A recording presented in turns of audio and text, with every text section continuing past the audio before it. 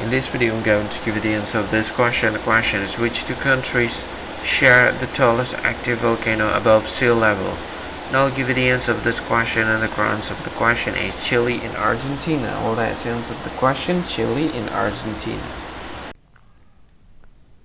Hi, thank you so much for watching this video. If you find this video is very useful, you can help this channel to grow by subscribing this channel. Please this subscribe button and don't forget to like this video.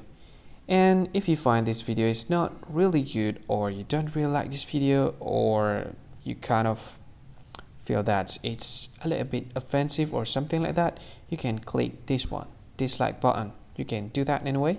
And if you want to share this video with your friend, you can share it by clicking this share button, and you can share it to any social media that you wish that is currently available at this time, like Facebook, Twitter, LinkedIn, and many others, right? And if you want to add this video to your playlist, you can click this one. You can watch this video later, and you can find more options by clicking these three dots.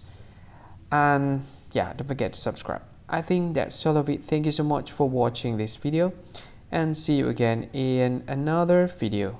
Bye bye. See you again.